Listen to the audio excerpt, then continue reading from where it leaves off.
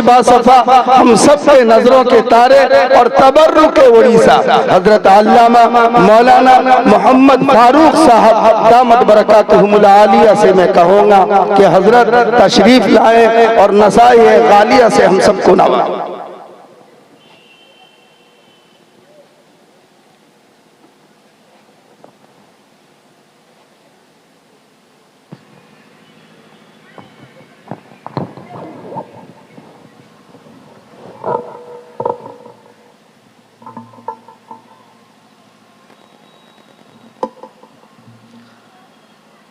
السلام علیکم ورحمۃ اللہ وبرکاتہ۔ الحمد للہ نحمده ونستعینه ونستغفره ونؤمن به ونتوکل علیہ ونعوذ باللہ من شرور انفسنا ومن سیئات اعمالنا من يهده الله فلا مضل له ومن يضلله فلا هادي له ونشهد أن لا إله إلا الله وحده لا شريك له ونشهد أن سيدنا ومولانا محمدا عبده ورسوله وسلم تسليما كثيرا كثيرا أما بعد أعوذ بالله من الشيطان الرجيم بسم اللہ الرحمن الرحیم یا ایہا الذین آمنوا استعینوا بالصبر والصلاة ان اللہ مع الصابرین صدق اللہ العظیم۔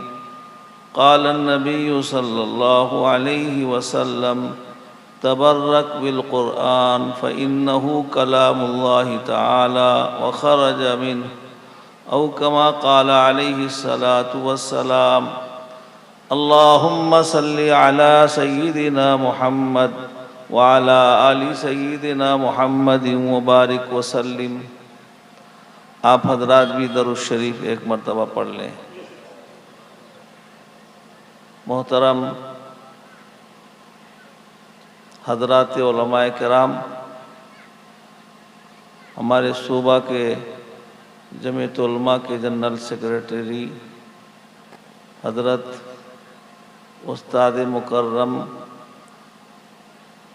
علامہ و مولانا قاری سید سراج الساجدین صاحب کے جانشین اور حضرت مہمانان خصوصی اور اس مدرسے کے محتمم جناب حضرت حافظ انعام صاحب، میرے محترم بھائیوں، عزیز بچوں، پردہ نشین خواتین اسلام، بسلی پاڑا کے اس مدرسے کے دعوت پر قاسم العلوم والخیرات، قاسم العلوم حسینیہ کی دعوت پر آپ حضرات بڑی محبتوں کے ساتھ تشریف لائے ہیں اور بیٹھے ہوئے ہیں۔ علماء کرام کی زبانی دینی بات سنیں گے اور نقیب جلسہ جناب حضرت مولانا عین الحق صاحب یہ خود ایک مقرر شعلہ بیان ہیں، ان کی بات بھی درمیان میں آپ سننے پاتے رہیں گے۔ اپنے نیتوں کو درست اور خالص کر لیں کہ دینی مجلس میں ہیں، دینی بات سننے آئے ہیں، جو بات سنیں گے غور سے سنیں گے۔ ابھی آپ کے سامنے اس مدرسے کے ایک پرانے قدیم طالب علم، آپ اس علاقے کا عالم دین حضرت مولانا امیر شریعت ثالث کے داماد حضرت مولانا طاہر صاحب نے ایک حدیث شریف آپ کے سامنے پیش کی اور اس کا ترجمہ بھی سنایا کہ عالم بن جاؤ یا متعلم بن جاؤ، یا پھر عالموں کی بات کو غور سے سننے والے بن جاؤ، اس لیے کہ دین اسی طرح ہم تک پہنچا ہے۔ آقا محمد مصطفیٰ صلی اللہ علیہ وسلم کو اللہ نے پڑھایا، آپ کے پاس اللہ نے دین اتارا، آپ کو دین عطا کیا،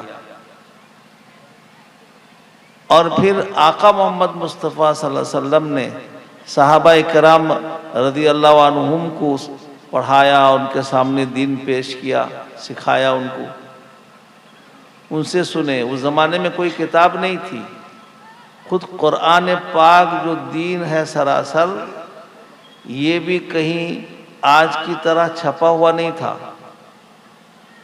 آقا محمد مصطفیٰ صلی اللہ علیہ وسلم تلاوت کرتے تھے، سب سے پہلے قاری اللہ خود ہیں، اللہ تالی بھی ہے، قاری بھی ہے، اللہ کا کلام ہے، سب سے پہلے اس کلام کی قرأت اور تلاوت اللہ خود فرماتے ہیں، پھر جبریل علیہ السلام اس کو سن کر یاد کر لیتے ہیں، پھر جبریل علیہ السلام اللہ کے حکم سے روئے زمین پر اترتے ہیں اور آقا محمد مصطفیٰ صلی اللہ علیہ وسلم کو پڑھ کے سناتے ہیں۔ آقا سنتے ہیں اور سن کر اس کو یاد رکھنے کے فکر میں پڑ جاتے ہیں۔ اس لیے روایت میں آتا ہے، بلکہ قرآن پاک میں اللہ نے ارشاد فرمایا، آقا محمد مصطفیٰ صلی اللہ علیہ وسلم سن کے کہیں ایسا نہ ہو کہ میں اس کو بھول جاؤں، اللہ کا پیغام ہے، اللہ کا کلام ہے، آپ اس کو رٹنے لگتے تھے۔ مجھے یاد ہے ہمارے پڑھنے کے زمانے میں جہاں میں حفظ کرتا تھا، وہاں ایک قاری صاحب تھے، بڑے نیک اور پیدائشی نیک تھے وہ۔ میں ان کے بارے میں سنا کہ بچپن میں کنویں میں گر گئے تھے اور پھر نکل کے آ گئے، آنکھ کی روشنی نہیں تھی، ان کی نابینا تھے، وہ بہترین حافظ قرآن تھے، اور قرآن جب پڑھتے تھے اس کا ترجمہ و تفسیر بھی وہ جانتے تھے، دارالعلوم دیوبند سے پڑھے ہوئے بھی تھے وہ، اور کئی سو نعت و نظم ان کو یاد تھا، اور کئی سو روایتیں راویوں کے اس نام کے ساتھ یاد تھا۔ وہ کیا کرتے تھے، جب کوئی عالم دین اس مدرسے میں آتے تھے تو ان کے پاس پہنچ جاتے تھے کہ حضرت کوئی حدیث سنا دو مجھے۔ نابینا تھے وہ، آپ کو حیرت ہوگی، نابینا ہونے کے باوجود کئی صندوق کتابیں رکھے تھے وہ۔ ان کو جب تنخواہ ملتی تھی تو اس تنخواہ کا 3 حصہ کرتے تھے۔ مجھے یاد ہے، مجھے بہت چاہتے تھے، کہتے تھے صوفی، اور میرے استاد کے شاگرد تھے تو مجھے ساتھی بھی کہتے تھے، وہ مدرس تھے، اس مدرسے میں پڑھاتے تھے۔ کئی صندوق کتابیں، پیسے کا 3 حصہ کرتے تھے وہ، ایک حصہ اپنی والدہ کو دے دیتے تھے، اپنی امی کو گھر کے لیے، اور ایک حصے کا کتاب خرید کے لاتے تھے دیوبند سے۔ نابینا آدمی، پڑھ نہیں سکتے لیکن کتاب خرید کے لاتے تھے، شوق سا جذبہ تھا ان کو، اور ایک حصہ مہمان نوازی میں لگاتے تھے۔ کوئی مہمان آیا فوراً چائے لاؤ، پلاؤ، یہ کرو کرو۔ اب کتاب کرتے کیا تھے وہ، بہترین حافظ و قاری تھے۔ کوئی بچہ آتا، قاری صاحب میرا پارہ سن لو، بڑا بچہ اردو پڑھنے والا، عربی کلاس کا بچہ، تو کہتے تھے میں تمہارا پارہ سن لوں گا لیکن تم مجھے کتاب سنا دو تھوڑی سی۔ پارہ سن لیتے تھے گھومتے پھرتے، اور پھر کمرے میں لے جاتے تھے، اپنے سے کتاب نکالتے تھے، اس میں سے کہیں سے سنا دو، وہ سنا دیتے تھے، یاد کر لیتے تھے اس کو۔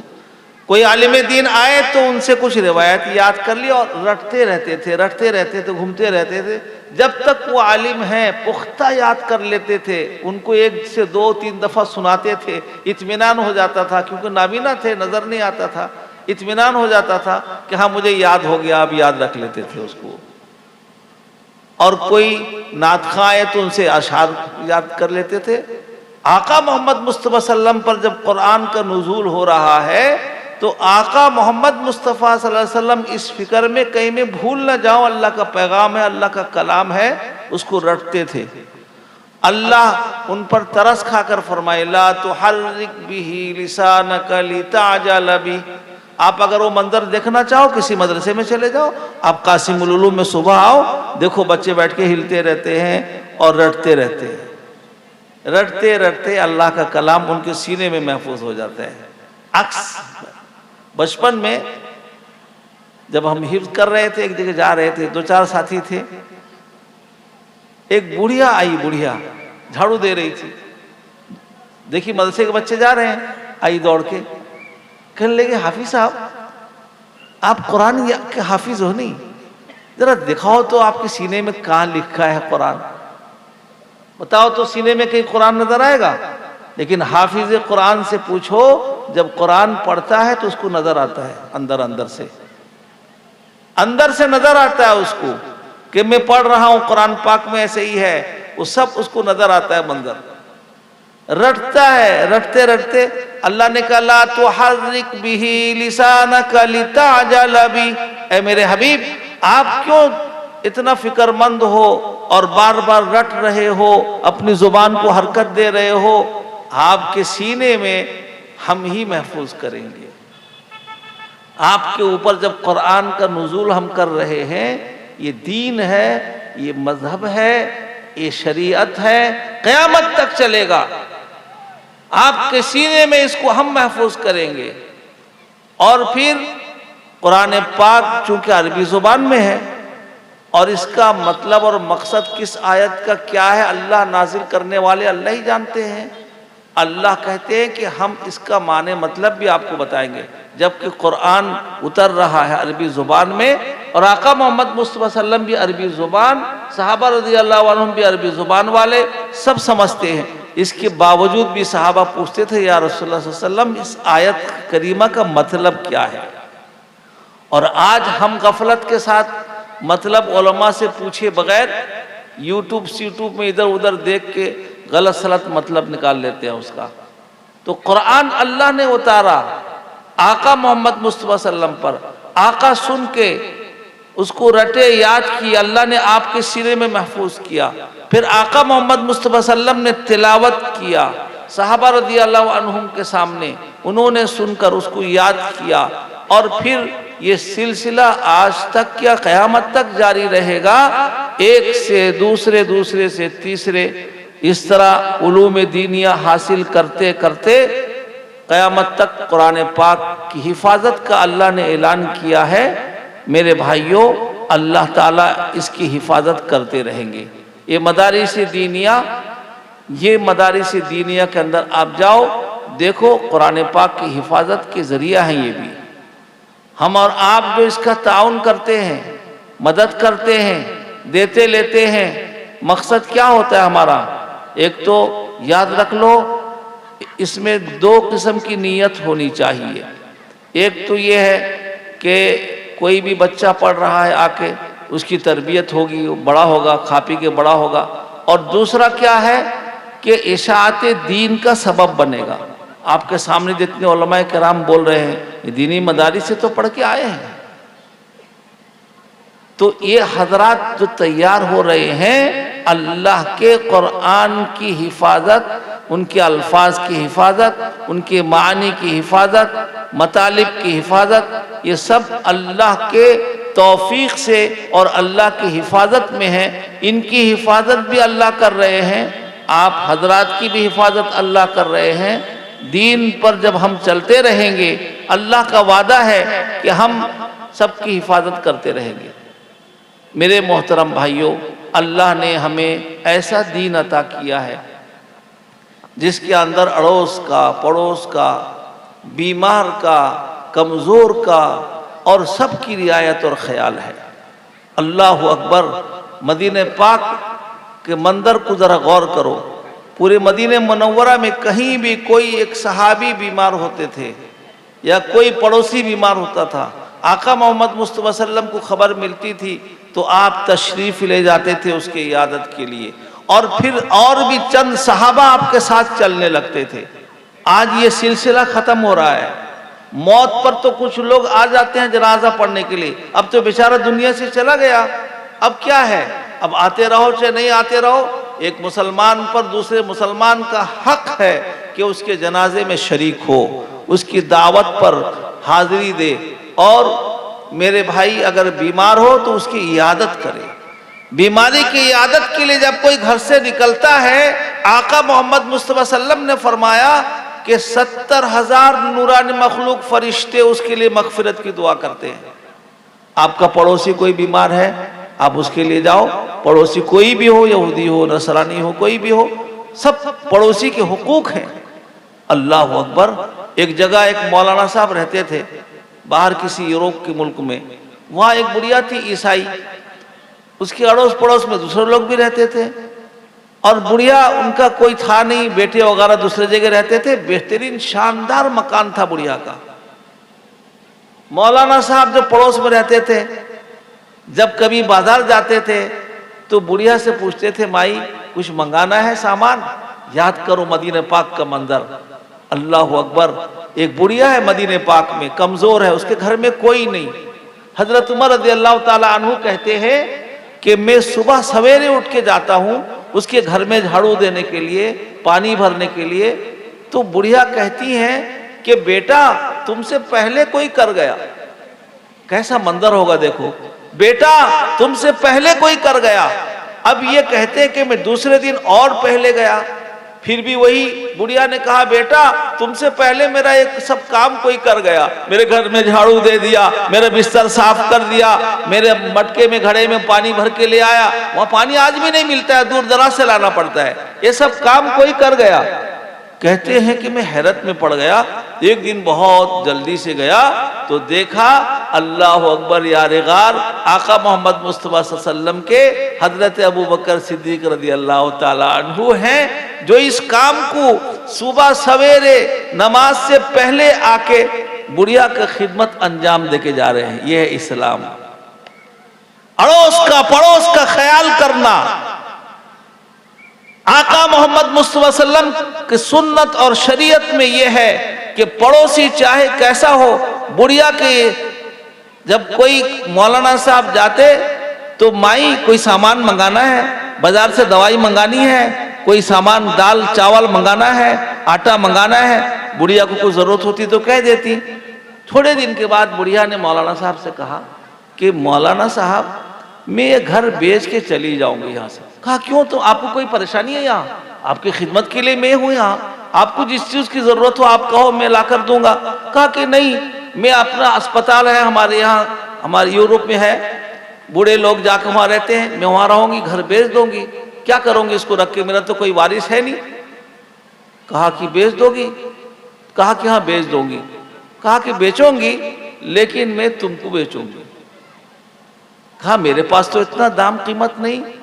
کہا کہ اس محل کا جو بھی دام قیمت لگ سکتا ہے کوئی لگائے، تم اونا پونا دے دو، میں تم کو یہ گھر دے کر چلے جاؤں گی، اس لیے کہ تم مجھے خرید لیے ہو مرنے سے پہلے، گھر بیچنے سے پہلے تم مجھے خرید لیے ہو۔ تم صبح مجھے پوچھتے تھے، دوپہر میں مجھے پوچھتے تھے، شام کو مجھے پوچھتے تھے کہ کیا ضرورت ہے مائی، خدمت کی ضرورت ہے تو میں کروں۔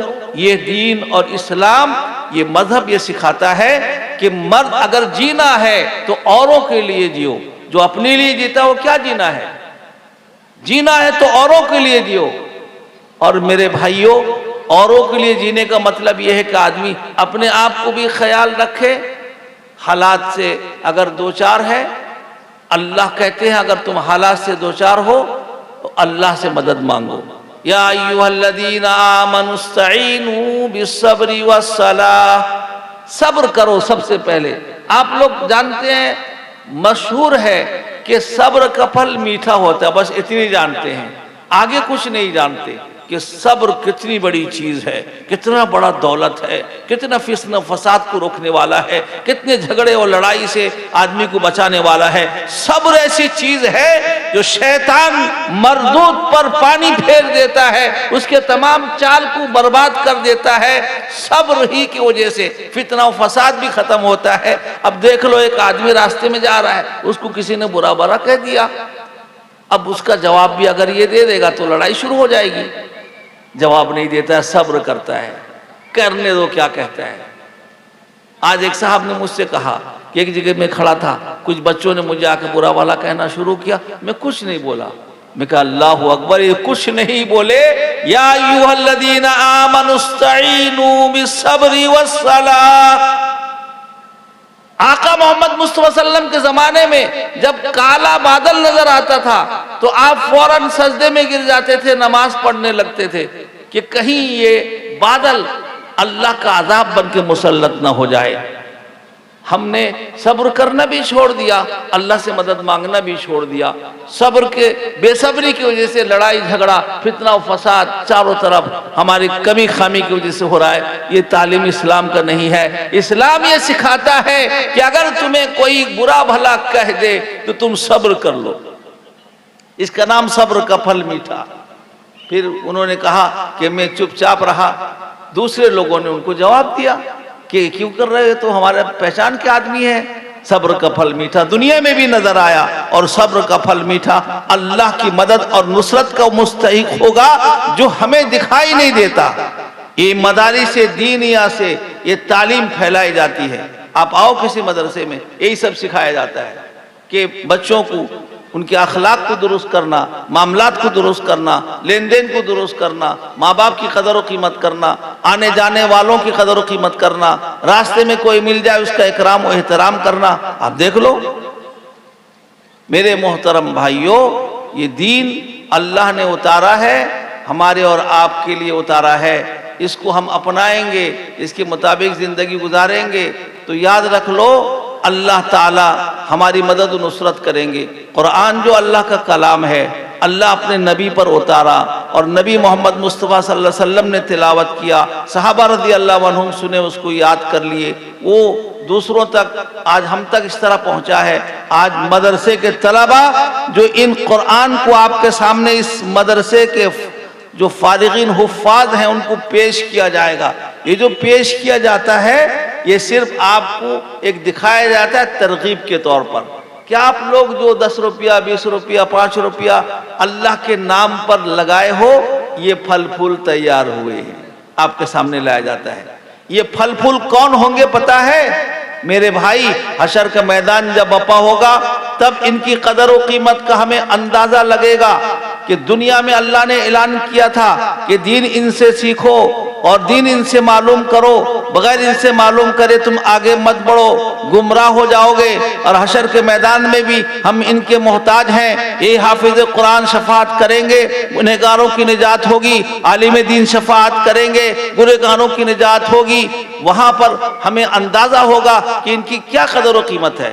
آج بھی لوگ قدر کرتے ہیں، ایسا نہیں کہ نہیں کرتے، کرتے ہیں، تبھی تو اتنے بڑے بڑے اجتماعات بھی ہو رہے ہیں، جلسے جلوس بھی ہو رہے ہیں، لوگ دین کی بات سن بھی رہے ہیں۔ تو میں نے پہلے عرض کر دیا کہ نیت کو خالص کر لو کہ ہم یہاں آئے ہیں دین کی بات سننے کے لیے، جو بات سنیں گے اس پر انشاءاللہ عمل کریں گے۔ رمضان کا بابرکت مہینہ قریب آ رہا ہے۔